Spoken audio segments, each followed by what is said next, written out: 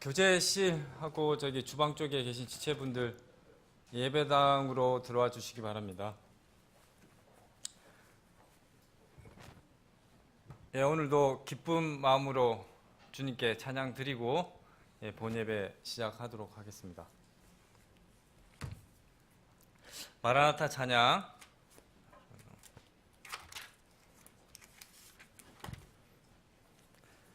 499장 주님께 찬양 드리겠습니다.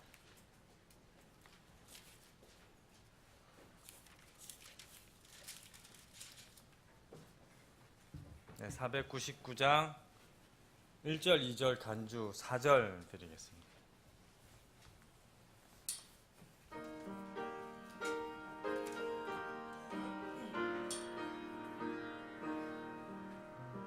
내 맘에 주니 소망 되시니 주 없이 모든 일 헛되어라. 밤이나 낮이나 주님 생각 잘 때나 깰 때 함께 하시네. 지혜의 주님 말씀으로서 언제나 내 안에 계시도다. 주는 내 아버지 나는 아들 주 안에 내가 늘 살고 지고 간주 드리겠습니다.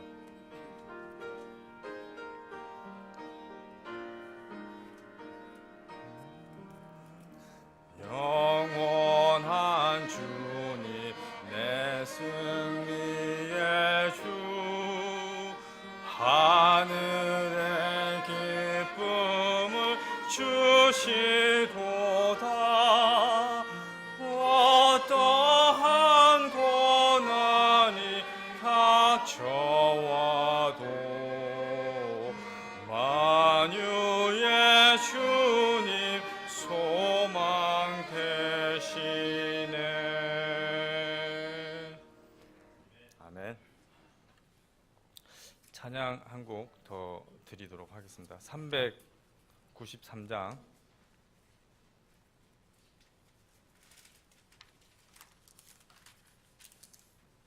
네, 393장 1절, 2절, 간주 3절, 4절 드리겠습니다.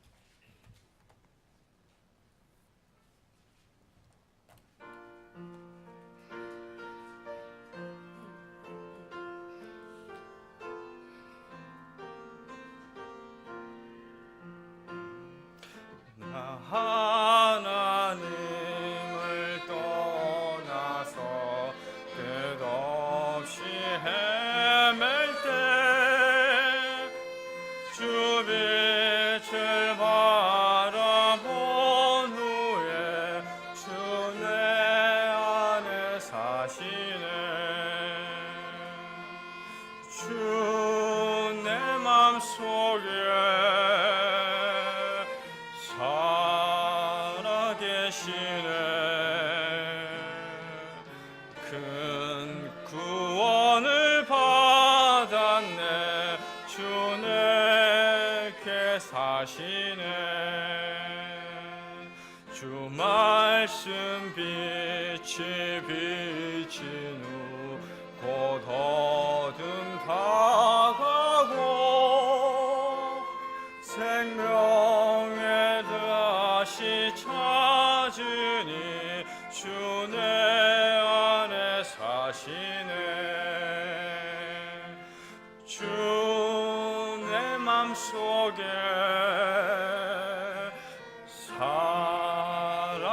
살아계시네. 큰 구원을 받았네. 주 내게 사시네. 간주 드리겠습니다.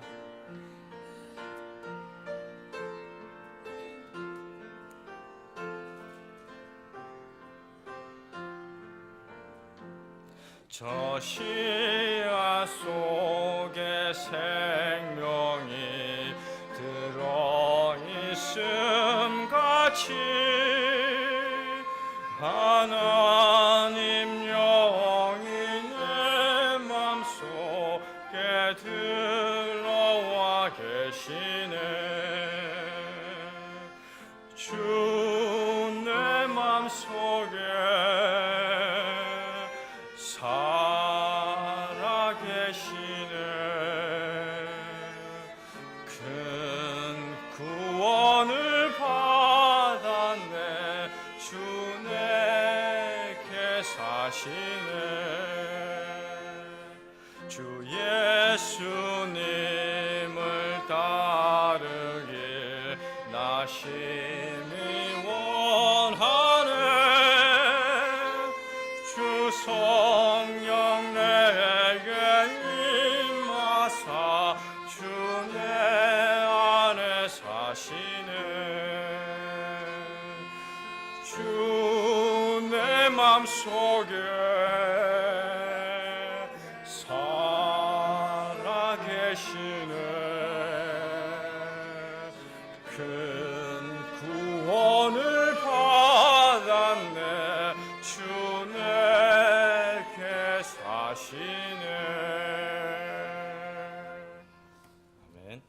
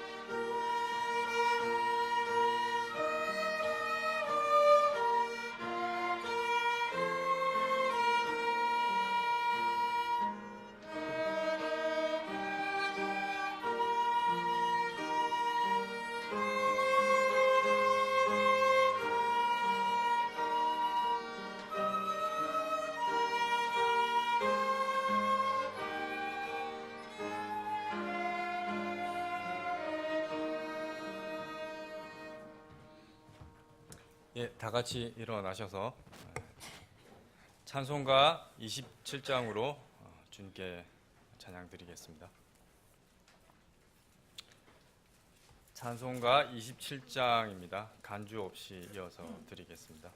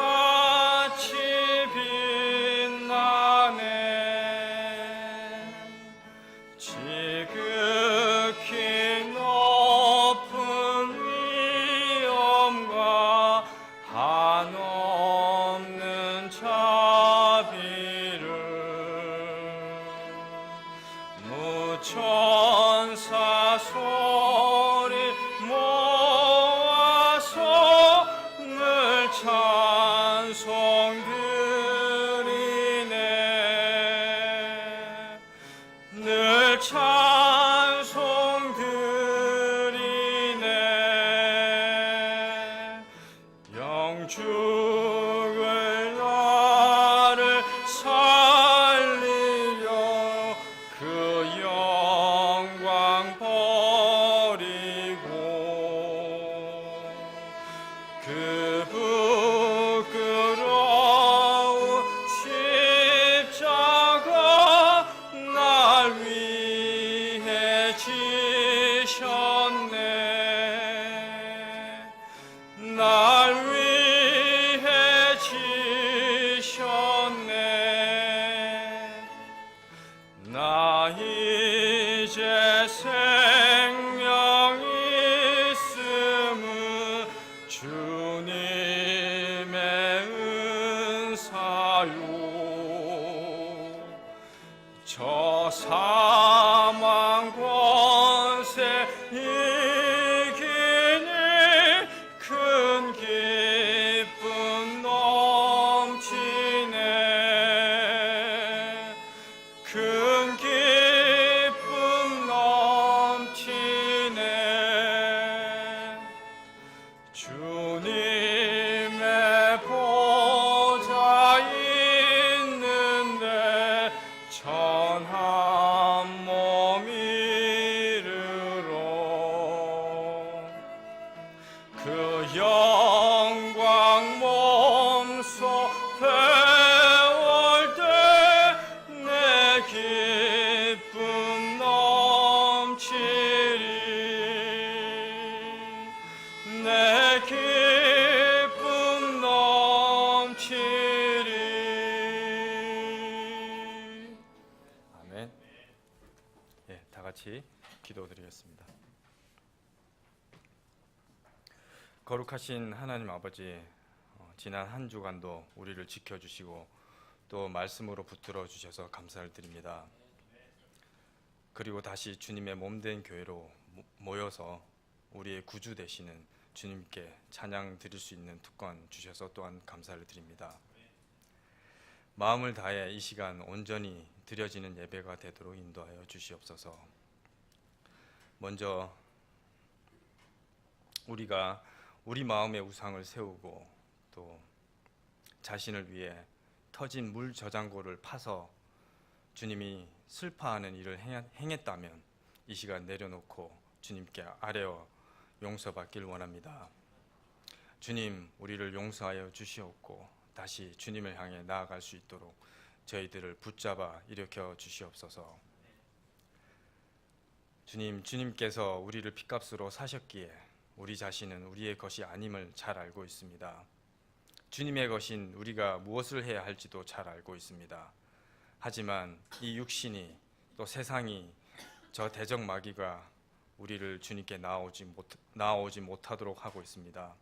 육신의 정욕과 안목의 정욕과 인생의 자랑은 아버지에게서 나오지 않음을 알고 오직 하나님께 순종하며 하나님의 뜻을 행하며 영원히 하나님과 거하도록 인도하여 주시옵소서. 우리의 배움을 위해 기록된 진리의 말씀을 붙들고 인내하며 서로 위로하며 하늘 소망 가지고 살아가게 도와주시옵소서. 주님, 이 교회에 맡겨주신 일들 잘 감당하도록 일꾼 보내주시옵고 이 빈자리를 주님을 사모하는 신실한 일꾼들로 채워주시옵소서.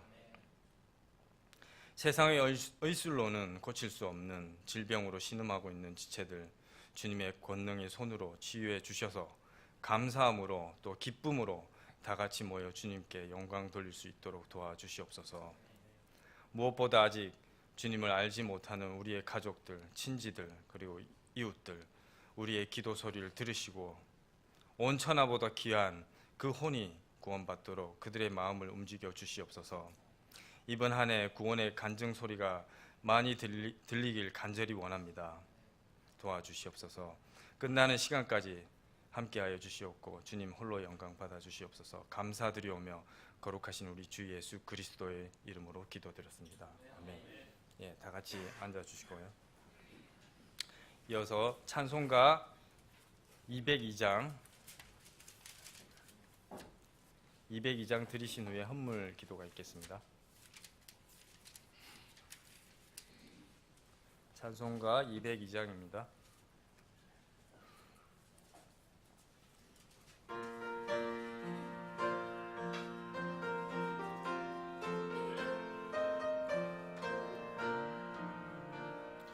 죄에서 자유를 얻게 함은 보혈의 능력 주의 능력 시험을 이기는 승리되니 참 놀라운 능력이로다. 있도다. 주의 보혈 능력이 있도다. 주의 피 믿으오. 주의 보혈 그 어린 양의 매우 귀중한 피로다. 육체의 정욕을 이길 힘은 보혈의 능력. 주의 보혈 정결한 마음을 얻게 하니 참 놀라운 능력이로다.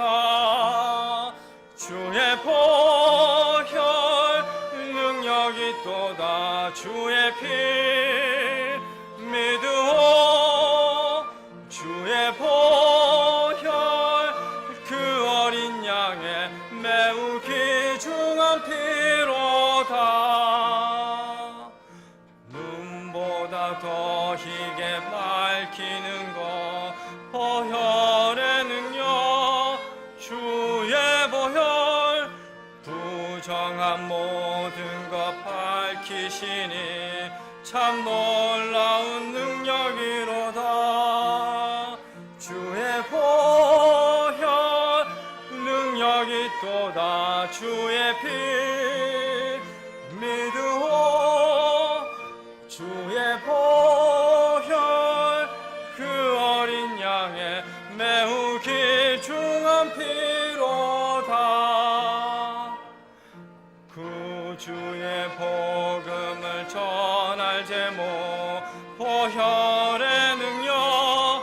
주의 보혈 날마다 나에게 찬송 주니 참 놀라운 능력이로다. 주의 보혈 능력이 있도다. 주의 피 믿으오. 주의 보혈 그 어린 양의 매우 귀중한 피로다. 아멘.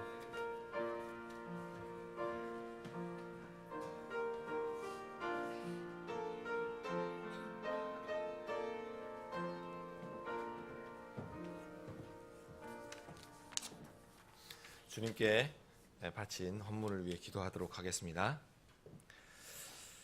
너희 버물이 있는 곳에 거기에 너희 마음도 있으리라.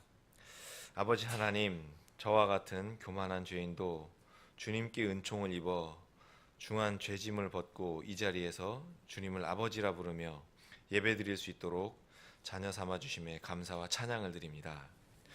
저와 같은 죄인이 주님을 믿을 수 있고 따를 수 있게 된 것이 기적임을 고백합니다. 주님, 이 시간 주님의 말씀을 듣고 은혜를 받고 더욱 힘을 내어 주님께 더욱 순종하기를 원합니다. 살아계셔서 역사를 주관하시고 우리 삶을 상관하시는 하나님의 세밀한 개입에 감사와 기쁨의 찬양을 올립니다. 여기 주님께서 우리에게 허락하신 물질 중 마음의 정한 분량을 구별하여 주님께 드립니다. 이 물질을 드릴 때 우리 각자의 보물을 어디에 쌓고 있는지 각자의 마음을 살피게 하시고 하늘에 더욱더 많은 보물을 쌓는 믿음과 지혜를 허락하여 주시옵소서. 주시는 분도 주님이시오 거두시는 분도 주님이심을 믿습니다. 우리가 이 땅에서 땀 흘려 일할 때 주님의 말씀에 순종하여 주님의 길로 걸어 거룩한 열매를 많이 맺을 수 있도록 도와주시기를 원합니다. 그리하여 우리 수고의 결과로 풍성한 물질적 소출이 있어 주께 더욱 풍성히 드릴 수 있기를 원합니다. 드린 이 물질이 사용될 때 주님의 뜻을 이루는 데 지혜롭게 효과적으로 사용되어지기를 소망합니다. 특별히 공적 성경 사역과 인터넷을 통한 말씀 사역, 영혼 구령 사역, 선교사 지원 사역 등 적은 수의 우리 교회가 감당해야 할 많은 일들이 있습니다. 주께 드린 이 물질로 주님의 일을 잘 감당할 수 있도록 주님의 자녀들에게 지혜와 능력을 주시옵소서. 우리 교회가 주님의 다시 오심을 예비하는 일에 잘 쓰임 받길 원합니다. 예배의 처음과 끝까지 지금 이 예배 중에 우리와 함께 계시는 주님을 찬양하오며 다시 오실 거룩하신 주 예수 그리스도의 존귀하신 이름으로 기도드립니다. 아멘.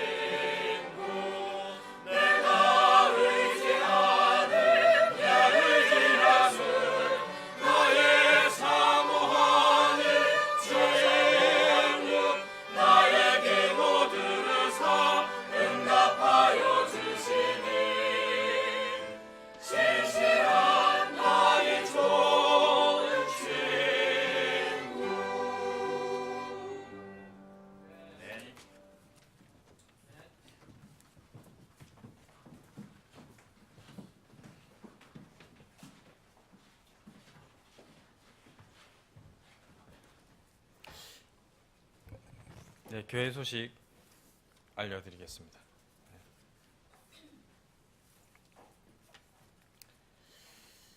네, 첫 번째로 지난주부터 계속 말씀드리고 있는데요. 수요 예배 참석 권면에 대해서 좀 말씀을 드리고 있는데,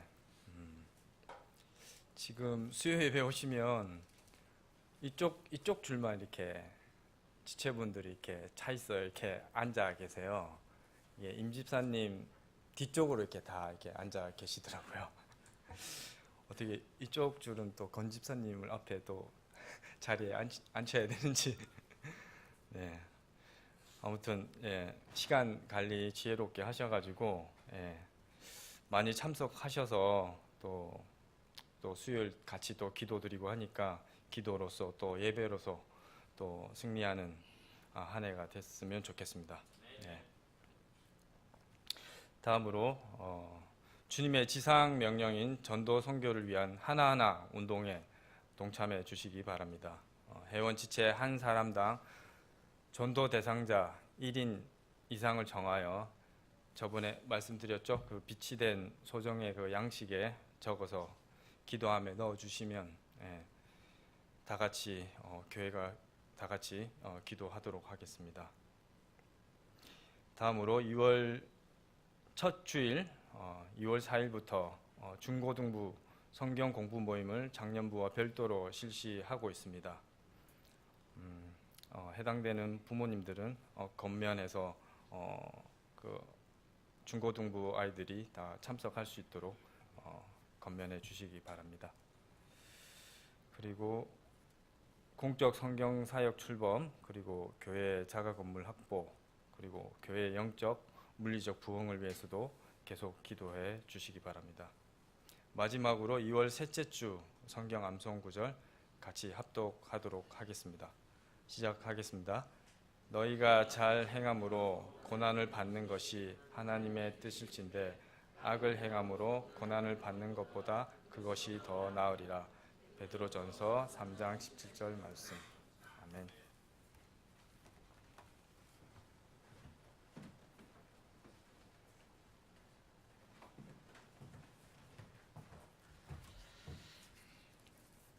다 같이 일어나셔서 인사하는 시간 갖겠습니다. 자, 우리나라는 새해 인사를 2번이나 하더라고요. 저한테도 새해 복 많이 받으라고 문이 있는데, 여러분 지난번에 못한 분들은 이번에 하십시오. 구정이지만 277장 흑암에 사는 백성들 보라 1절 들으신 뒤에 함께 사랑의 인사를 나누는 시간 갖겠습니다.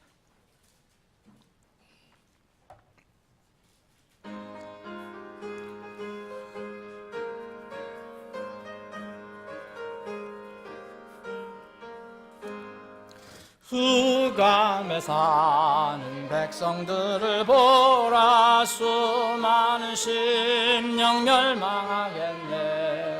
그 누가 갈까 누구의 복음 들고 생명을 구원하는 곳으로 근권세 주께 있으니 근권세 주께 있으니 너는 가서 주의 복음 전하라. 주가 너를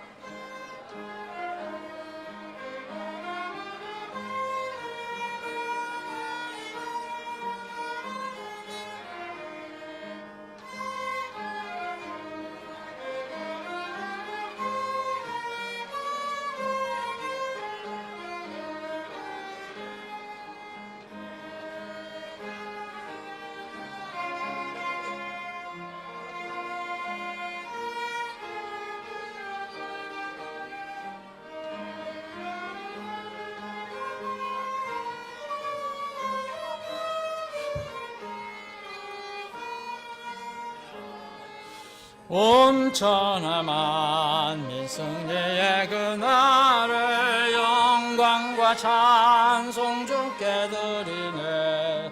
속죄함이 구원 받았으니 기쁘게 할렐루야 부르세. 큰 권세 주께 있으니 큰 권세 주께 있으니 너는 가서 주의 복음 전하라. 주가 너 항상 지키리라.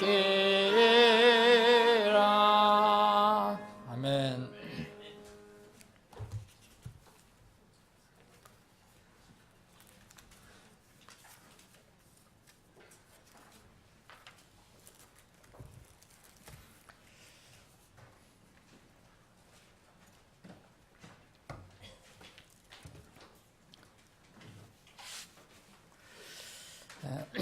우리는 그동안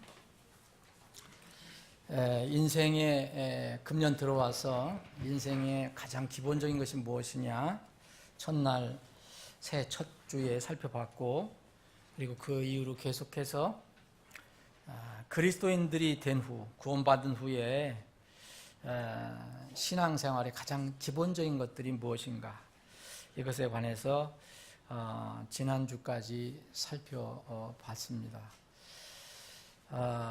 여러분들 혹시 이 1월 첫째 주부터 지난주까지 이런 인생의 기본적인 것들, 그리고 신앙생활의 기본적인 것들을 말씀을 이렇게 듣고 마음이 어떠하셨습니까?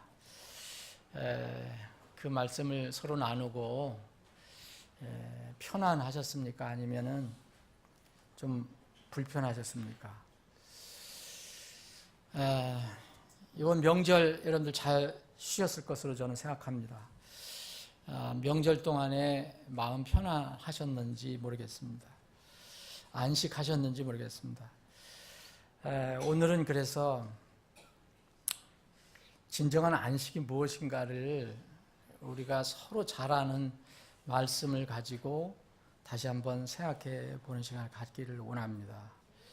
우리가 가장 추구하는 것, 편안하고 안식하고 또 쉼이 있고 이런 것들을 많이 추구하는데, 진정한 안식, 평안은 어디서 오고 어떻게 오는가를 살펴보기를 원합니다.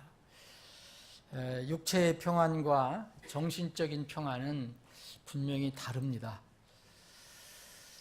육체적으로 편안해도 정신적으로 편안하지 않을 수가 있어요. 또 반대로 육체적으로는 쉬지 못해도, 육체적으로는 안식이 없어도 정신은 편할 수가 있어요. 또 정신을 뛰어넘어서 정신적으로 편안해도 우리 사람이니까 영혼이 이렇게 평안하지 않을 수가 있습니다. 정신적인 것은 이제 영혼의 문제와 분명히 연결은 되어 있지만 동일한 것은 아니라고 저는 생각합니다. 정신적인 것과 영혼의 문제는. 그래서 사람은 영혼육이 있기 때문에 보이는 부분인 몸, 그리고 보이지 않는 부분의 영혼으로 나눌 수 있고, 그래서 우리 사람은 몸뿐만 아니라 보이지 않는 부분도 평안하고 안식을 누려야 진정한 이렇게 안식을 우리가 생각해 볼 수가 있습니다. 보이지 않는 부분, 이제 영혼을 만약 영과 혼으로 나눌 수가 있다면, 혼은 심적인 부분이 될 수 있을 것이고, 혹은 정신적인 부분이 될 수 있을 것이고, 영은 그것을 뛰어넘는 어떤 부분이 될 수 있을 것입니다. 보이지 않는 부분인 영혼을 영과 육으로 누가 정확하게 나눌 수는 없을 거라고 생각합니다. 그러나 분명히 우리가 하나님의 이렇게 피조물이기 때문에 하나님의 형상을 따라 지음을 받았기 때문에 우리는 보이지 않는 부분, 그게 영 그리고 혼이 있다는 것을 알게 되는데, 그 영혼의 안식은 우리가 생각하는, 세상에서 얘기하는 그런 안식과는 좀 다르게 생각을 해봐야 될 것 같습니다. 그래서 오늘은 이 진정한 안식, 진정한 평안은 어떻게 우리가 얻을 수 있는가. 만약 여러분들이 지난 주까지 금년 들어서 우리가 말씀을 나눴을 때, 난 저런 말씀을 듣고 마음이 평안하지가 않다. 저 어떻게 내가 평안을 얻을 수 있을까? 저렇게 하나님 명령이 있는데, 구원받고 나서 하나님 명령이 있는데 내가 이 말씀에 대해서 평안할 수 있을까? 안식을 할 수 있을까? 그런 마음이 혹시 있는 분들이 있다면 오늘 이 말씀을 통해서 여러분들이 꼭 해결을 받으시고 또 위로를 받으시고 힘을 내셨으면 좋겠습니다. 자, 마태복음 11장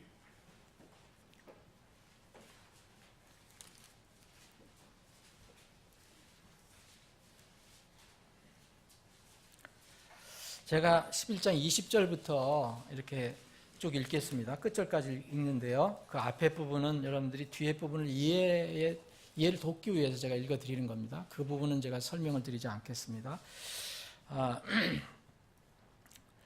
20절부터 읽겠습니다. 그때 그분께서 능력 있는 일들을 가장 많이 행하신 도시들이 회개하지 아니하므로 그 도시들을 꾸짖기 시작하시니라.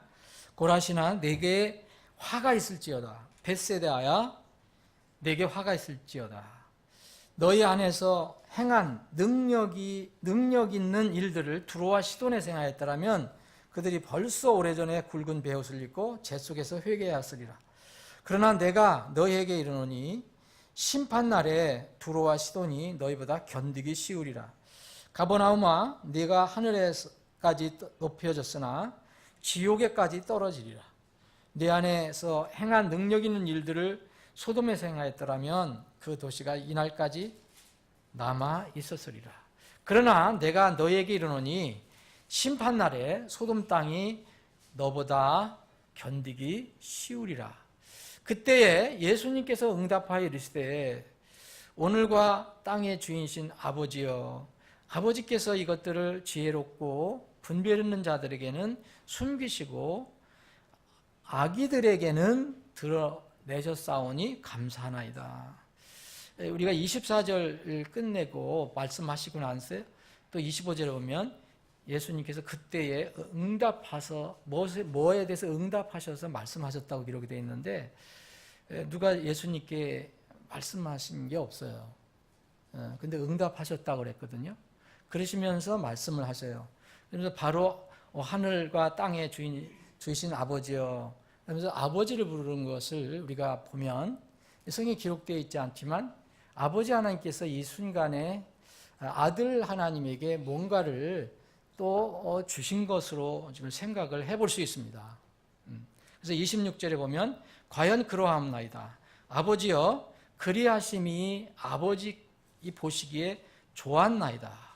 내 아버지께서 모든 것을 내게 넘겨주셨사오니 아버지 외에는 아무도 아들을 알지 못하고 아들과 또 아들이 아버지를 드러날 자 외에는 아무도 아버지를 알지 못하나이다 하시니라.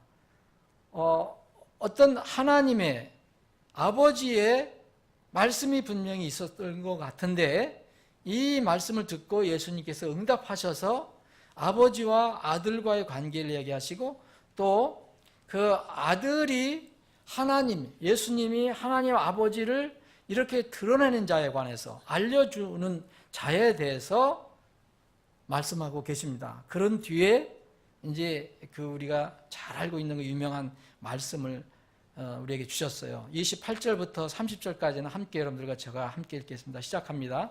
수고하고 무거운 짐진 모든 자들아 너희는 내게로 오라. 내가 너희에게 안식을 주리라. 나는 마음이 온유하고 겸손하니 내 멍에를 메고 내게 배우라. 그리하면 너희가 너의 혼을 위한 안식을 찾으리니 내 멍에는 쉽고 내 짐은 가벼우니라 하시니라. 아멘. 아버지 하나님, 오늘도 저희들에게 복된 주를 허락해 주시고 이렇게 건강한 몸으로 하나님의 집에 나와 주님을 예배할 수 있게 해주시니 감사합니다.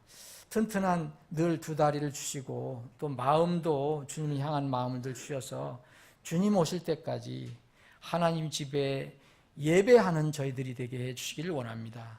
영과 진리로 하나님을 찬양하고 경배하는 저희들이 되게 해 주시옵소서. 이 시간에 주신 말씀을 저희들에게 주님께서 생명의 양식이 되게 해 주시길 원합니다. 하늘로부터 주시는 가르치심이 있게 해 주셔서 우리가 이 말씀을 깨닫고 우리의 참으로 맛있는 생명의 양식으로 취할 수 있게 해 주시옵소서.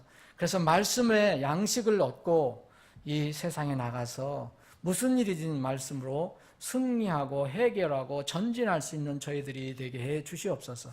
거룩하신 예수님의 이름으로 기도합나이다. 아멘.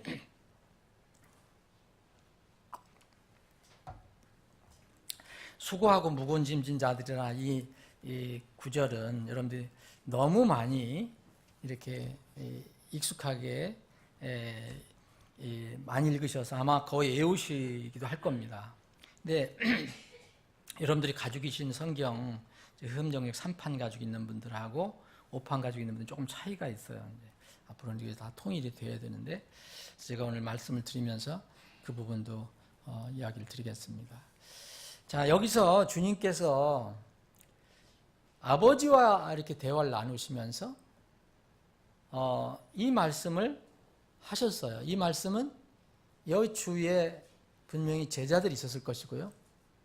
그리고 또 여기에 보면은 앞에 이 고라신, 벳세다, 두로, 시돈, 가버나움, 소돔 이런 곳을 또 얘기를 하셔요.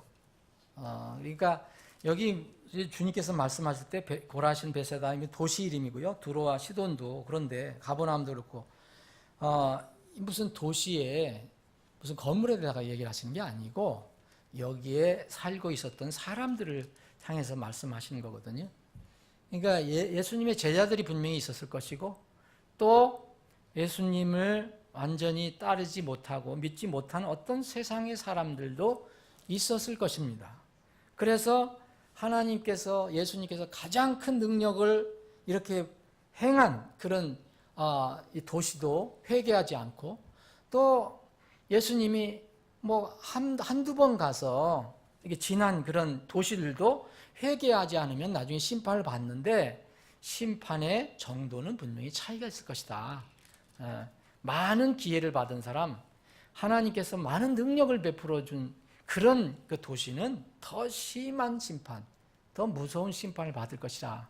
그래서 이 구절을 가지고 우리는 하나님의 심판, 다 차이가 있다. 지옥에도 사실 차이가 있다라는 그런 말씀을 우리가 생각해 볼 수가 있습니다. 가버나움이 이렇게 지옥에까지 떨어지는데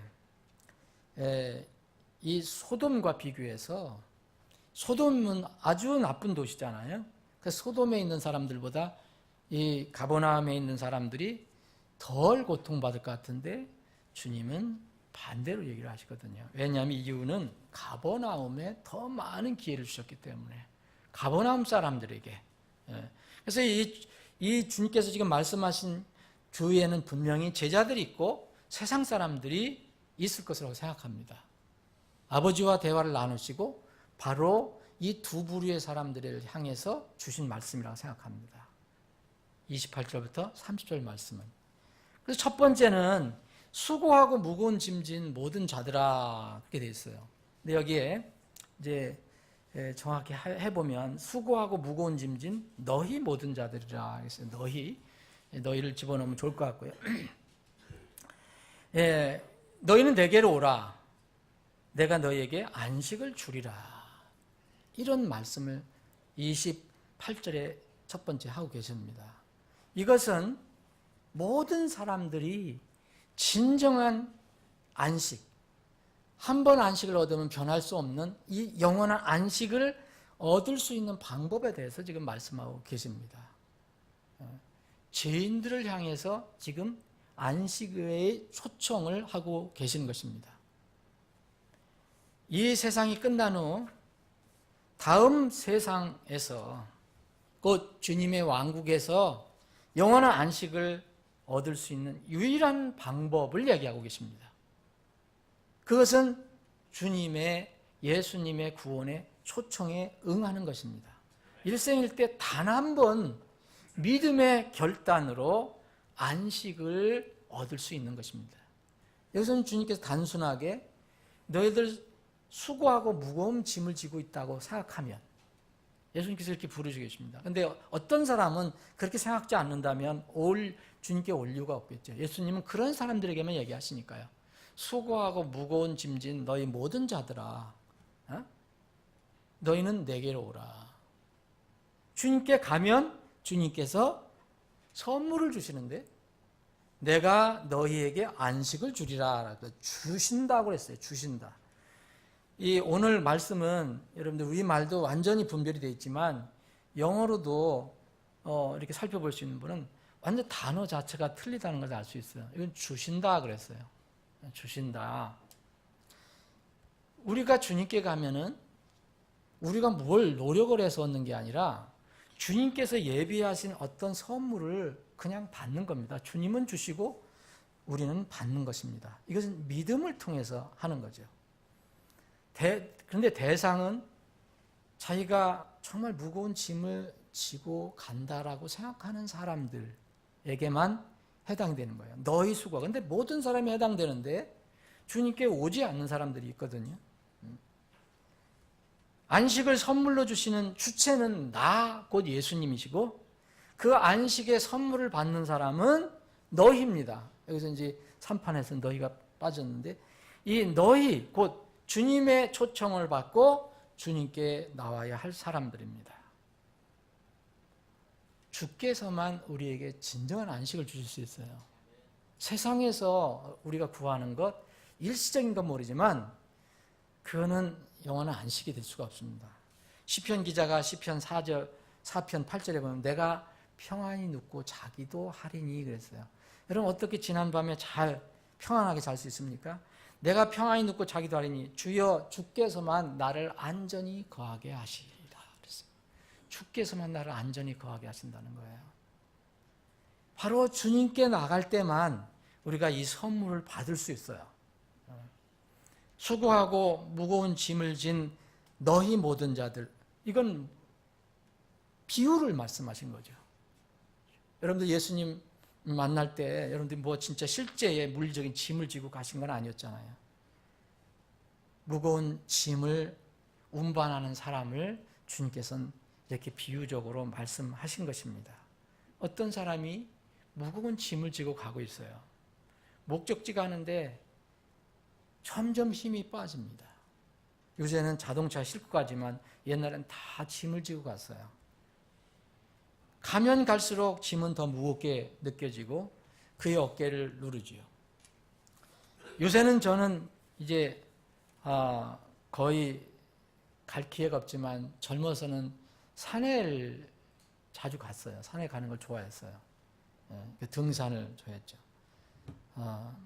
근데 등산을 가면 지금도 요새 있는지 모르지만 옛날에 그 설악산이라든지 이런 데 가보면 그 놀랍게도 그 지게를 지고 거기다가 물건을 가지고 그 높은 데로 올라가는 사람들이 있어요. 요새도 있는지 모르겠어요. 예. 그래서 그 사람들이 거기 가져가서 물건을 높은 데다 갖다 놓으면 거기서 우리가 살 때는 한 배 정도 비싸지요. 근데 그럴 만한 가치가 있어요. 근데 그때 제가 참 젊어서 참 대단한 사람들이다. 근데 젊은 사람들도 아니고 또 나이 든 분들이 많이 이렇게 하는 거 보니까 물건을 치고 그 산으로 올라갈 때의 그 고통, 그 어려움. 근데 에베레스트 산에 가면은 셀파들이라고 있잖아요. 근데 이런 분들도 진짜 그렇게 높은 산을 빠르게 올라가요. 보면은 그 무거운 짐을 지고 대단하다. 근데 우리는 그런 짐은 안 옮겨도 됩니다. 우리가 살면서. 근데 누구나 다 인생의 짐이 있어요. 여러분들도 아무도 부인 못합니다. 여러분 나름대로 인생의 짐이 있어요. 이 짐은 여러분들이 태어난 장소에서부터, 태어난 시점에서부터 반드시 지고 가야 합니다. 그리고 죽는 시간까지, 죽는 장소에까지 반드시 옮겨가야 돼요. 그래서 한번 태어나서 한번 인생이 끝날 때 이것을 하려고 하지 않는 사람들은 중간에 끝내는 거예요. 이걸 보고 자살이라고 그러죠. 그래서 한국 사람들이 이걸 제일 많이 하는 자살률이 높다고 하는데, 인생의 짐을 지고 하는 게 너무 힘들어서 그냥 끝내려고 하는 사람들이 많이 있습니다. 그런데 이런 무거운 짐보다도 더 무서운 짐이 있어요. 몰라서 그래요. 그 한 번서 끝내면, 그 사람들이 이렇게 해서 인생의 짐 지고 하는 게 힘들어서 끝내면은 안식이 올 줄 알고 그렇게 하잖아요. 인생의 짐을 더 이상 안 져도 되겠다. 그래서 자살하잖아요. 근데 자살하고 죽고 눈 떠보니까 더 큰 짐이 있는 거예요. 더 무서운 짐, 더 고통스러운 짐이 있어요. 그래서 그건 어리석은 일입니다. 이 우리가 인생의 짐을 지고 가는 것은 정말 우리 인생의 본래에 정말 짐이 뭔가를 한번 생각해 보라는 그런 뜻인지도 모릅니다. 주님께서 여기 이 사람들에게 분명히 그 사람들이 지금 뭐 짐을 지고 어디를 가고 있는 것이 아닐 겁니다. 그런데 그 사람들에게, 물리적인 짐을 지고 있지 않은 사람들에게 수고하고 무거운 짐진 모든 자들아, 이게 초청을 합니다. 내게로 와라. 너희는 내게로 오라. 그러면 내가 너희에게 안식을 선물로 주겠다. 준다는 거 선물이죠. 이 안식을 너희들이 찾아가라. 네 사서 가져가라. 네 어떻게든지 하여튼 나한테 이게 가져가 봐라. 얘기를 하지 않아요. 그냥 주님께서 주시겠다. 오기만 하면 주시겠다라고 말씀을 하십니다. 방향을 바꾸어서 우리가 어떤 목적지를 향해서 짐을 지고 가고 있는데, 주님이 어느 날 딱 오셔서 우리가 무거운 짐을 지고 가는 것을 보시고, 아무개야, 너 무거운 짐을 지고 가고 있구나. 인생의 짐을 지고 있구나. 내게 오라. 그럼 내가 너에게 안식을 주겠다. 여러분, 안식을 준다는 것은 짐을 다 내려놓게 해준다는 거 아닙니까? 안식이라는 게 뭡니까? 편안히 쉬는 거 아니에요.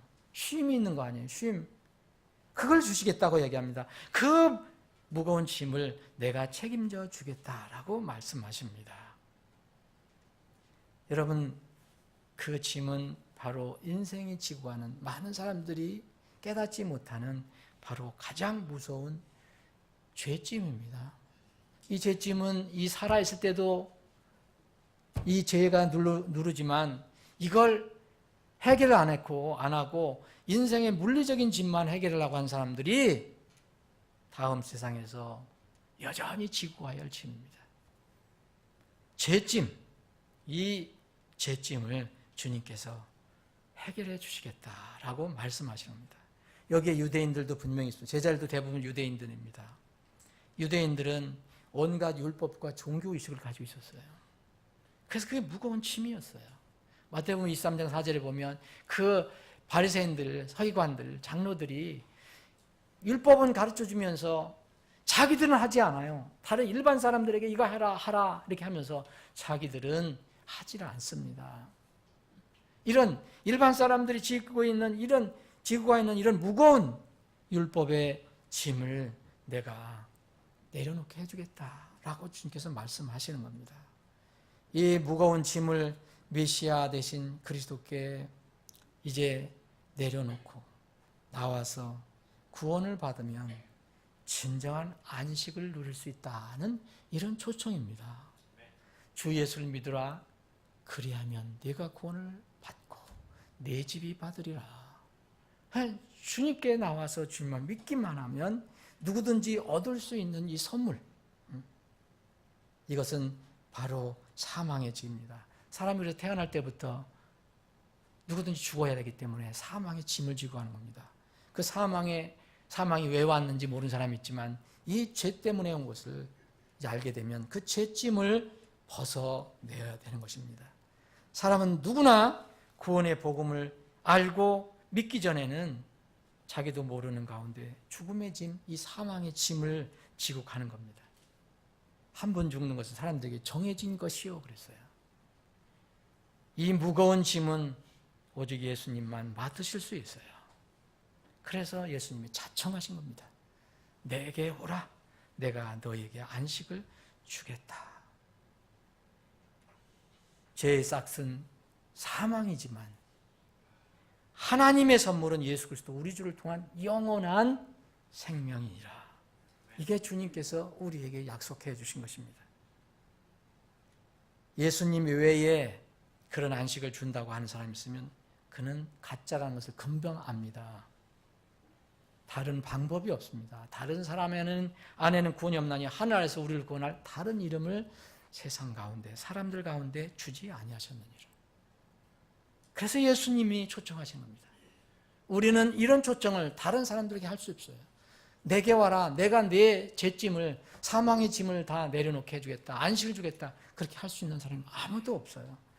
우리가 할 수 있는 것은 그분께로 이렇게 데려가는 것뿐입니다.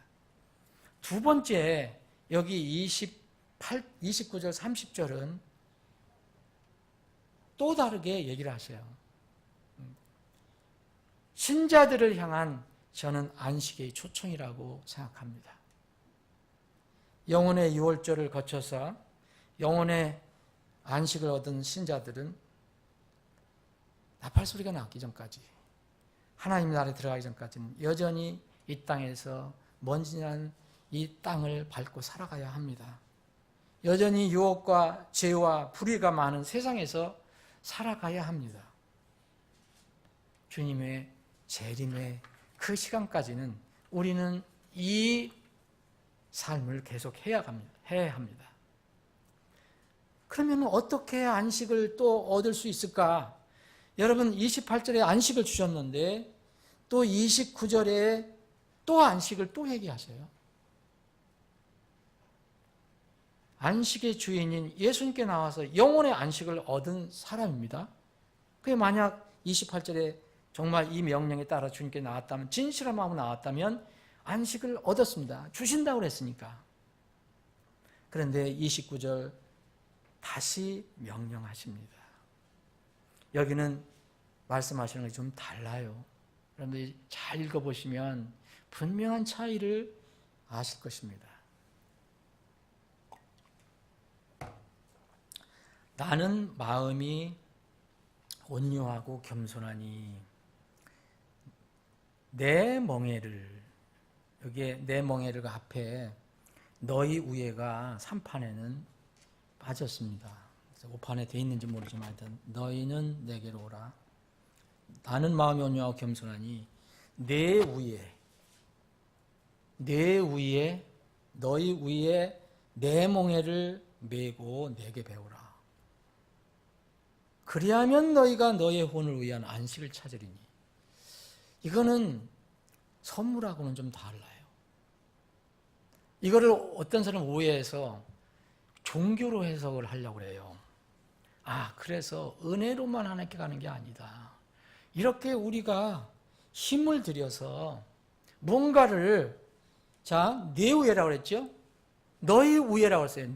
너희 우애, 누구의 멍에예요? 내 멍에. 예수님의 멍에를, 예수님 멍에가 있는데 그 멍에를 내 위에다가 이렇게 쓰고 예수님께 나가서 배워야 된다는 겁니다.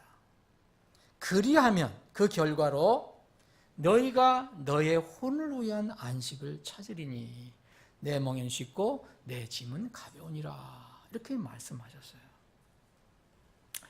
어떤 이들은, 어떤 성경 해석가들, 어떤 이들은 자유지만 29절, 30절을 28절에 부연 설명이라고 얘기를 합니다. 그렇게 이해할 수도 있을지 모르지만 저는 아무리 읽어봐도 그렇게 하면 이해가 안 됩니다. 무리라고 생각합니다.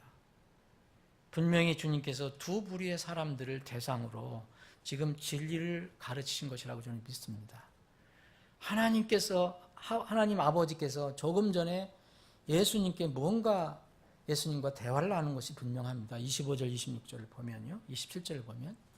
그래서 아버지께 말씀을 하시고 난 뒤에 아버지로부터 무슨 말씀을 들었는지 그리고 나서는 이제 다시 주위에 있는 사람들에게 얘기를 하신 겁니다.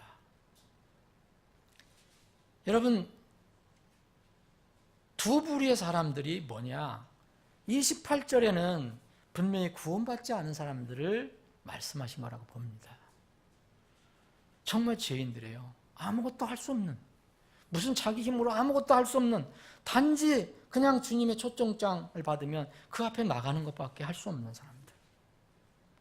그런데 28절, 29절은 대상이 이미 28절에서 구원을 받은 사람을 대상으로 한 것이라. 그래서 이 제자들은 25절, 26절을 보면 바로 아버지와 예수님이 대화를 나눴을 때 보면 여기 아들이 아버지를 드러낼 자라 그랬거든요. 그 아버지를 드러날 자, 아들, 곧 예수님이 하나님 아버지를 가르쳐 줄 사람, 그 사람들 외에는 아무도 아버지를 알지 못한다. 이 제자들이 예수 그리스도를 통해서 아버지를 알게 됐어요. 이 제자들에게 분명히 말씀하시는 걸로 봅니다. 그래서 28절에는 우리가 죄짐을 지고 가는 사람들이었어요.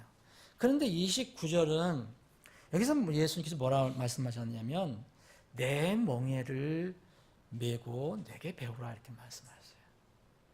멍에는 누구 멍에입니까? 우리의 멍에가 아니에요. 예수님의 멍에라고 말씀하셨어요. 내 멍에. 내 멍에. 멍에는요, 영어로 요크라고 하는 건데 짐하고 완전히 다른 겁니다.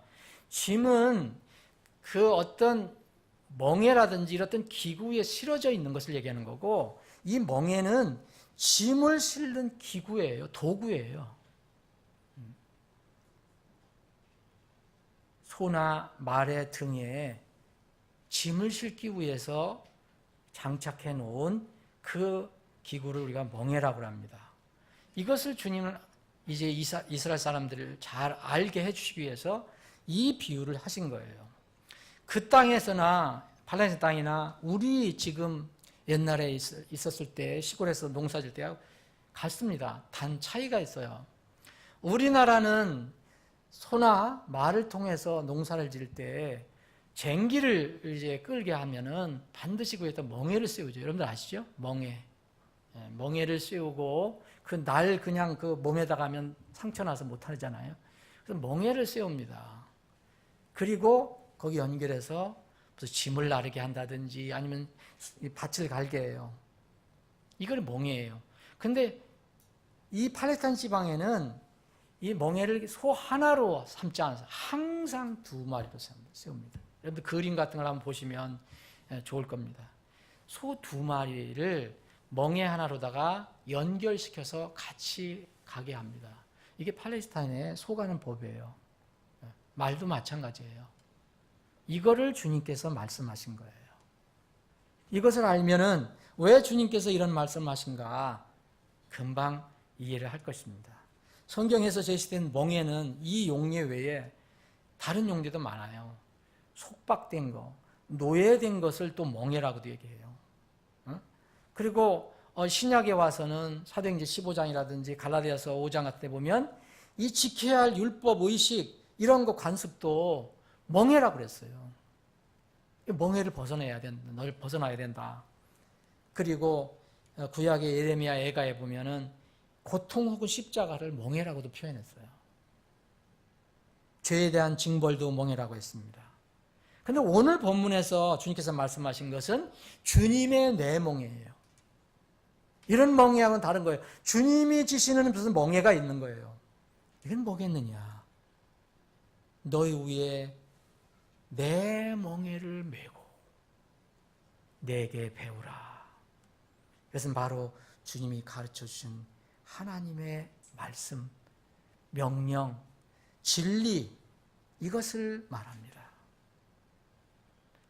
그런데 이 멍에는 대부분 멍에는 부정적이잖아요. 그런데 예수님은 이 멍에는 그래서 주님께서 그렇게 설명하신 거예요. 오해가 안 되잖아요. 멍해하면은 너무 힘든 멍해라고 생각하고 성경의 전례도 예를 보면은 전부 부정적인 게 많은데 노예라든지 고통스러운 거라든지 했는데 뭐라 그래서 말씀하십니까? 30절에 내 멍에는 쉽고 내 짐은 가벼우니라. 그러니까 네가 내게 와서 너희 위에 내 멍에를 메고 내게 와서 배우라라고 말씀하십니다. 이게 엄청나게 무겁고 힘들고 고생하는 거라면은 주님이 그렇게 말씀하시지 않으셨을 거예요. 그래서 그 제자들에게 내 멍에 쉬워, 내 짐 가벼워, 그러면서 매기를 권면하고 계시는 것입니다. 주님께서 가르치신 하나님의 진리, 여러분 주님의 그 멍에를 메면 내가 그걸 스스로 메면요, 그리고 주님께 가면요, 놀랍게도 무겁고 지치는 것이 아니에요. 그것이 아니라 오히려 그 진리 때문에 오히려 자유롭고 더 힘이 납니다. 참 굉장히 역설적이에요. 여러분들이 이걸 그냥 겉으로만 보면 멍에 매면 힘든 거 아니야. 그런데 놀랍게 하나님의 멍에를 매면, 예수님의 멍에를 매면 놀랍게도 자유로워져요. 요한복음 8장 32절에 보면 또 너희가 진리를 알지니 진리가 너희를 자유롭게 하리라. 진리가 없으면은 자유로울 수가 없어요. 그런데 진리를 알고 진리를 내가 내 것으로 삼으니까 그것을 내 몸에다가 씌우니까 내가 자유로워졌다는 거. 얼마나 역설적입니까? 멍에를 맸는데 자유로워진 거예요. 멍에를 안 매면 자유롭지 못하는 거예요. 이 놀라운 진리를 알아야 합니다. 예수님은 제자들에게 무거운 짐을 지우시는 분이 결코 아닙니다. 오늘 아침에 성경 공부할 때도 봤지만 마귀와 성령님의 차이는 뭐냐? 마귀는 무거운 짐을 줘요. 정말 일어날 수 없는 그런 짐을 우리에게 주거든요. 율법의 짐, 죄의 짐, 이런 짐을 줘요. 그런데 하나님은 성령 통해서 그 짐을 가볍게 해주시거든요. 요한복음 8장 35절 36절에 보면 이런 말씀이 있습니다. 종은 영원히 집에 거하지 못하되 아들은 항상 거하니. 그러므로 아들이 너희를 자유롭게 하면 너희가 참으로 자유롭게 되리라. 아들이 너희를 자유롭게 하면 너희가 참으로 자유롭게 되리라. 예수 그리스도께서 우리를 자유롭게 해주지 않으면 다른 건 자유가 아닙니다. 사실 그거 다 가짜 자유예요. 속는 자유예요. 우리는 주님의 말씀, 주님의 진리를 따르는 것이 무거운 짐으로 생각할 때가 있어요. 뭐 하나 주님께서 구원받은 성도들에게 이렇게 하라 저렇게 하라 하면 그것도 세상에 가서 하려고 하면 너무 힘들어하는 경우가 있어요. 근데 그게 마음의 문제거든요. 태도의 문제예요. 이런 진리를 잘 이해를 못해서 그래요. 우리가 그분의 명령들을 지키는 것, 그분의 명령을 지켜야지 우리가 하나님을 사랑하는 거잖아요. 그런데 그분의 명령들은 정말 힘들고 어려워서 지기 어렵고 하기 어려운 그런 짐을 준 게 아니라 정말 이렇게 쉽고 가벼운 걸 주셨는데도 우리 마음이 그렇게 생각을 하는 거죠. 요한일서 5장 3절에 보면 우리가 그분의 명령들을 지키는 것, 이것이 곧 하나님을 사랑하는 것이니라. 그분의 명령들은 무겁지 아니하리라 그랬어요. 그분의 명령들 무겁지 않다고 얘기했습니다. 내 멍에는 쉽고 내 짐은 가벼우니라. 여러분 팔레스타인 지방에 예수님이 계셨던 그 지방에 밭가리에 쓰는 그 소 2마리의 멍에를 연결돼서 밭을 간다고 생각해 보십시오. 여러분, 주님께서 왜 이 비유를 하셨을까? 소는 분명히 2마리가 비슷비슷해야 돼요. 하나는 3살짜리 소, 큰 소, 하나는 송아지를 갖다 놓으면 소는 2마리지만 어디로 다 기울어요? 밑으로 다 기울어 버려요. 죽어요. 그거는 죽게 돼 있어요.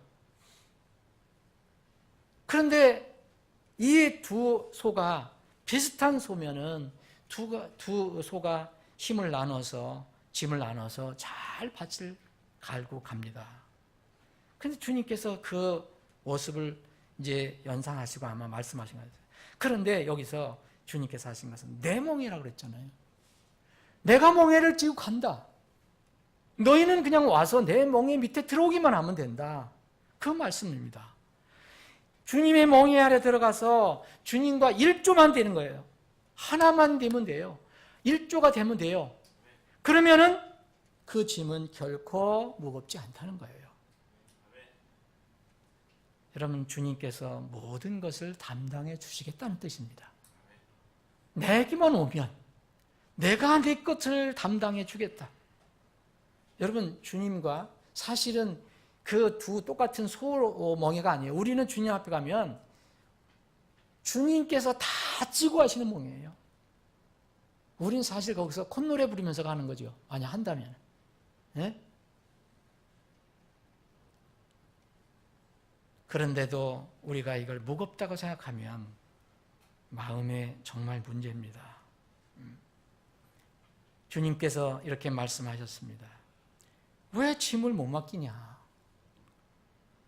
시편 55편 33절에 보면 내 짐을 주께 맡기라. 그러면 그분께서 항상 너를 붙드시고 의로운 자가 흔들리는 것을 결코 허락하지 아니하시리로다. 짐을 안 맡기고 내가 하려고 하니까, 주님의 멍에 속에 들어가지 않고 하려고 하니까 흔들리는 겁니다. 너의 모든 염려를 그분께 맡기라. 그분께서 너희를 돌보시느니라. 여러분, 잘 기억을 하셔야 됩니다. 주님께서 지금 명령하신 것은 짐을 지고 가라 이렇게 명령하시지 않았어요. 오해하시면 안 돼요. 짐을 지고 가라고 하신 게 아니라 뭐라 하십니까?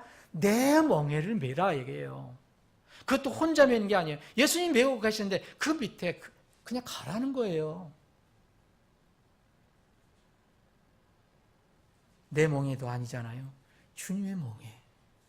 아무것도 안 하면서 그 옆에 가는 거죠. 제가 옛날에 지금 얼핏 생각이 났어요.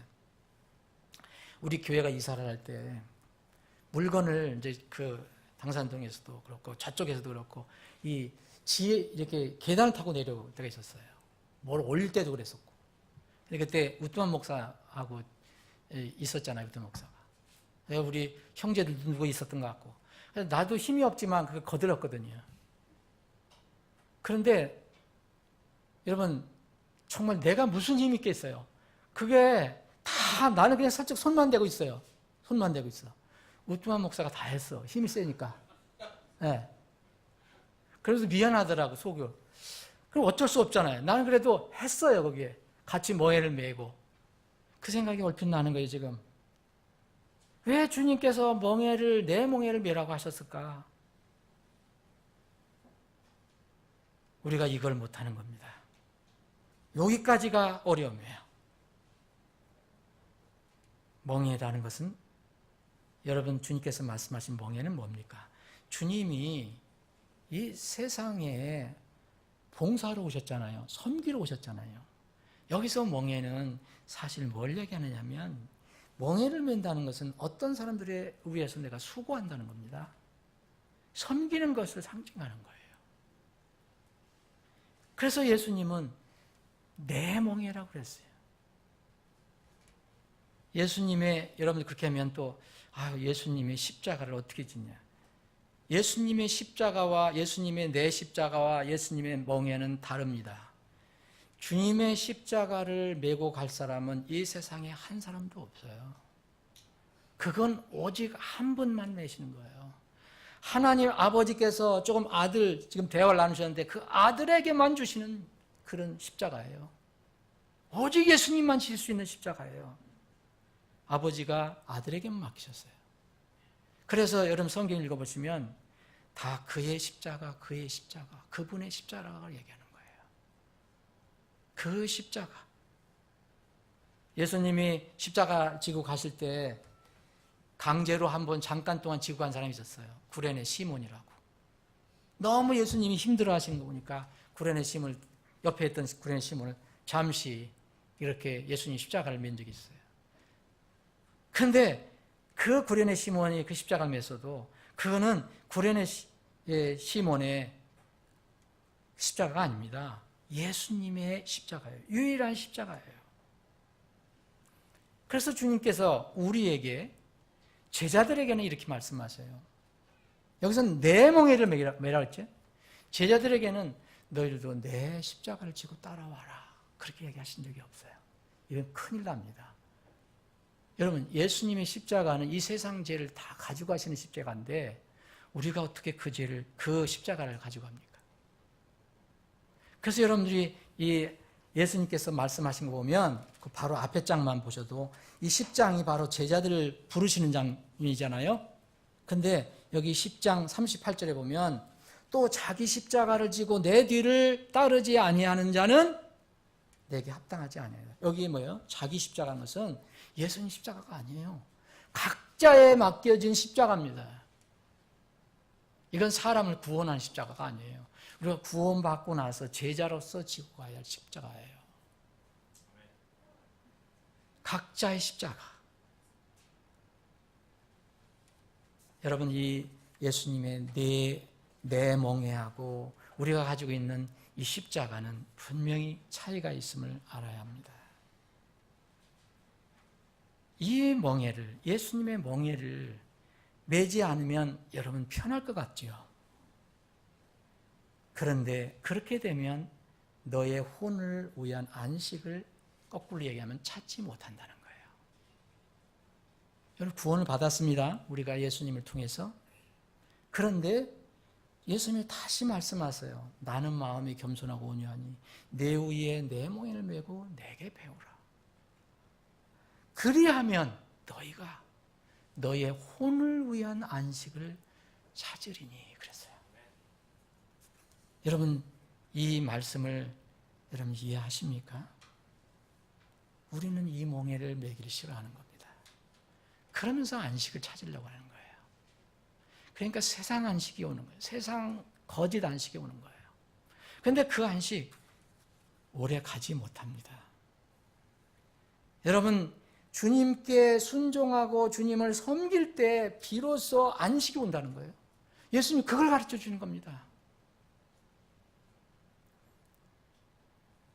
이거를 정말 모르면 많은 것을 잃게 됩니다. 여러분, 롯을 요새 자주 말씀드리는데 롯은 구원받았기 때문에 지옥 심판에 대한 두려움이 전혀 없었어요. 이 베드로 기자, 베드로 전후서를 보면 소돔과 고모라의 도시들을 왜 하나님께서 엎으셨느냐? 경건치 아니할, 그 뒤에 나타날 경건치 아니할 사람들에게 본보기로 그렇게 보여주셨다고 말씀하셨습니다. 그런데 사악한 자들의 더러운 행실로 인해서 괴로움을 받던 의로운 롯을 건져내셨다, 이렇게 말씀하시고, 성경은 베드로서 2장 8절에 보면 저 의로운 사람이 그들 가운데 거하며 그들의 불법 행위를 보고 들으면서 날마다 자기의 의로운 혼을 괴롭게 하였느니라 했어요. 예수님은 지금 뭐라 했냐면 너희가 너의 혼을 위한 안식을 찾으리라. 그런데 이 롯은 날마다 자기 의로운 혼을 괴롭게 했다. 어디에서? 소돔과 고모라에서 그들과 함께 살았기 때문에. 여러분, 이 말씀은 이제 이해되실 겁니다. 여러분, 혹시 여러분들이 삶에서 안식에, 그 영혼의 안식, 물론 구원받으면, 영이 한 번 구원받으면 변함이 없는 것입니다. 근데 혹시 여러분들이 그리스도이면서도 늘 왔다 갔다 하고 요동이 치고 늘 안식이 없다면 여러분, 이걸 한번 점검해 보십시오. 불순종에서 오는 것일 수 있습니다. 이 안식은, 주님께서 주시겠다 하는 이 두 번째 안식은요, 반드시 예수님의 멍에 들어가서 예수님에서 배워야지 안식이 옵니다. 그전에는 이것은 찾을 수가 없어요. 다른 방법으로 말씀하시지 않으셨습니다. 제가 여러분들에게 질문을 하겠습니다. 여러분은 과거 언젠가 믿음으로 죄를 사함받고 하나님의 자녀로 거듭난 적이 있습니까? 그럼 지금 하나님의 자녀고 생명이 있는 그리스도인입니다. 그 여러분들에게 뭐 영혼에 구원받을 수 있는 안식을 얻으라 얘기할 필요 없는 겁니다. 두 번째 질문입니다. 여러분 구원받은 후 하나님의 명령, 하나님 말씀 이런 것을 듣고 배울 때 이것을 내 뜻대로 하고 어기고 그럴 때 순종하지 않을 때 여러분 마음이 어땠습니까? 편안했습니까? 아니면 불편했습니까? 예배를 드리지 않아도 마음이 정말 편안했습니까? 아니면은 주님과의 관계 때문에 마음이 불편합니까? 그건 여러분들이 주님께서 말씀 영혼의 안식을 누리지 못하는 거예요. 여러분들은 예수님의 멍에 안에 지금 들어가 있지 않기 때문에 그런 겁니다. 한번 시험해 보십시오. 이거 시험해 보면 100% 결과가 나옵니다. 단 조건이 있어요. 여러분과 제가 구원받은 하나님의 분명한 하나님의 백성이라면 이 조건이 있어야 돼요. 분명히 하나님의 자녀라면 시험을 해보십시오. 하나님의 자녀로서 하나님의 말씀을 어기고 내 마음대로 내 육신을 따라서 한번 살아보십시오. 그때 여러분 마음에 평안이 있는지 안식이 있는지 살펴보십시오. 만약 여러분들이 하나님의 자녀라면 절대 안식이 없습니다. 뭔가 불편합니다. 만약 아무 느낌도 없고 마음이 편안했다면 여러분은 반드시 해야 될 일이 있어요. 영적인 신분을 점검해야 돼요. 구원받은 자녀라면 아버지의 말씀과 가르침을 따르지 못할 때는 마음의 안식이 사라지는 겁니다. 회개하고 순종할 때 다시 회복되는 겁니다. 27절입니다. 내 아버지께서 모든 것을 내게 넘겨주셨사오니 아버지 외에는 아무도 아들을 알지 못하고 아들과 또 아들이 아버지를 드러날 적에는 아무도 아버지를 알지 못하나이다 하시니라. 예수님을 통해서만 우리가 하나님을 알게 됐는데 정말 우리 영적인 신분이 아버지를 알게 된 신분이라면 예수님이 하신 말씀, 그래서 수고하고 무거운 짐진 자들에게 얘기하시고 또 다시 내 멍에를 메고 내게 배우라 이런 명령을 주셨는데 내가 예수님의 그 멍에를 내 위에 매지 않고 예수님께 배우지 않는데도 내 혼이 편안하더라. 그럼 이 말씀이 잘못된 것입니다. 이 진리를 모르고 신앙생활하는 사람들은 늘 마음에 평안이 없고 신앙생활이 즐겁지 않습니다. 억지로 하거나 남의 눈치를 보거나 위선적으로 하게 됩니다. 위선적인 신앙생활을 계속하면 마지막에는 양심이 굳어져서 회복되기 어려울 수도 있습니다. 모든 자녀들이 다 하나님의 이 명령, 주님의 명령에 순종해야 되지만 특히 여러분 어린이들과 젊은이들, 젊은 청년들 이 말씀 깊이 생각해 봐야 합니다. 젊은이의 속성상, 어린이 속성상 자꾸 주님의 멍에를 매지 않으려고 하는 거예요. 말씀을 거스르려고 하는 거예요. 물리치려고 하는 거예요. 그 속성이 있어요. 물론 어른들도 그럴 수가 있겠지만 특히 청년들은 더 그렇습니다. 이 주님의 놀라운 명령, 주님의 내 멍에를 내 위에 메고 나에게 와서 배우라는 이 명령에서 나오는 놀라운 영적인 축복을 젊은이들은 잃어버리기가 쉬워요. 무슨 하나님 말씀이면 다 이유를 대잖아요. 뭐하고 성령을 따르기보다는 자신의 육신의 생각을 고집 육신의 즐거움을 따르는 본성이 강합니다. 말씀을 정리하면서 권면합니다. 여러분 진정한 영혼의 안식을 얻기를 원하십니까? 여러분 이런저런 이유, 변명, 논리 주님 앞에 내놓을 필요 없습니다. 차라리 주님께 적극적으로 그냥 주님의 그냥 멍에를 매는 게 낫습니다. 그리고 주님과 동행해 보십시오. 놀라운 평안이 옵니다. 놀라운 영혼의 안식이 있습니다. 이상하게 그 멍에를 내가 매려고 하지 않으면 뭔가 캥기고 불안합니다. 구원을 받은 사람에게 해당됩니다. 사랑하는 여러분, 이 세상 모든 사람들이 예수님의 초청을 받았어요. 첫 번째, 만약 죄와 사망의 짐을 지고 가고 있다면, 고생과 인생의 고생, 아무 소망 없음, 여기에서 허덕거리고 있다면 빨리 주님의 이 초대장에 응해야 합니다. 수고하고 짐진 모든 자들아, 너희는 다 내게로 오라. 내가 너희에게 안식을 주리라. 가기만 하면 됩니다. 이거 받는 겁니다. 은혜입니다. 여러분들은 이 두 번째 명령을 명심해야 됩니다. 여기는 준다고 말씀하시지 않았어요. 여기는 여러분들이 찾아야 합니다. 하나님이 예비해 놓으신 것을 여러분들이 찾아야 합니다. 너희 위에 내 명예를 메고 내게 배우라. 그리하면 너희가 너의 혼을 위한 안식을 찾으리니. 받는 안식과 찾는 안식은 다릅니다. 이유는 내 멍에는 쉽고 내 집은 가벼우니라. 어떤 사람들은 내 멍에는 쉽고 내 짐은 가벼우니라를 구원받고 나서도 어떤 일정한 율법이나 행위는 있어야 된다고 가르치는데 천만의 말씀입니다.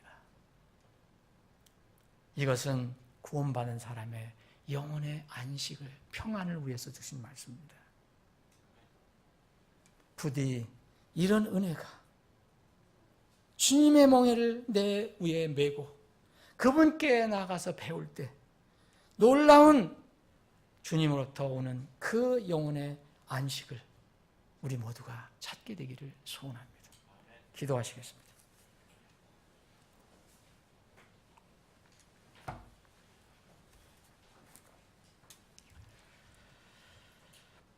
오늘 말씀을 듣는 분들 중에서 인생의 죄짐, 사망의 짐에서 아직 벗어나지 못한 분이 있다면 주님의 초청에 응하시면 됩니다. 내가 무거운 짐을 지고 가고 있구나를 깨닫고 그 짐 문제를 해결해 주시기로 약속하신 주님께 나아가면 영원한 안식을 주님께서 우리에게 내려주십니다. 우리는 받기만 하면 됩니다. 사랑하는 여러분, 지체 여러분 대부분 이제 이 과정을 통과한 분들일 겁니다. 그런데 왜 여러분들은 세상 삶에서 마음의 평안이 없습니까? 혹시 왜 안식이 없습니까? 왜 진리 문제, 신앙 문제만 나오면 마음이 불편합니까? 왜 세상에서도 그리스도인으로서 당당하게 안식을 누리며 평안을 누리며 살지 못합니까? 혹 그런 분들이 있다면 이 말씀을 깊이 묵상해 보시기 바랍니다. 나는 마음이 온유하고 겸손하니 이분께 우리가 나가지 못하기 때문입니다. 너희 위에 내 멍에를 메고 내게 배우라 하신 이 말씀에 우리가 순종하지 못하기 때문입니다. 이 놀라운 역설적인 진리 안에 담겨있는 영적인 이 놀라운 축복을 우리가 순종하지 않기 때문에 누리지 못하는 것입니다. 주님께 나아가서 주님이 지고 하시는 멍에 아래 들어가십시오.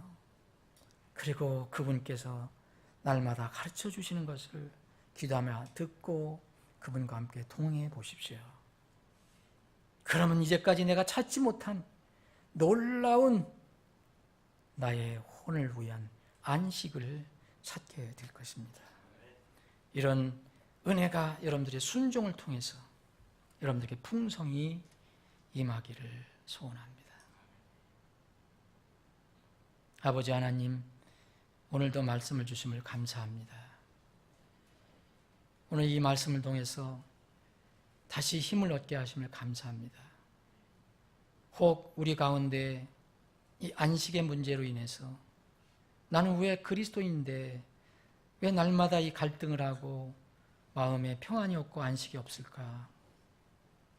이런 혼들이 있었다면 오늘 이 말씀을 통해서 그 문제를 완전히 해결해 주시고 이제는 주님의 멍에를 자신의 위에 두고 주님께 나아가 배움으로 날마다 놀라운 혼의 안식과 평안을 누리는 우리들이 다 되게 해 주시옵소서.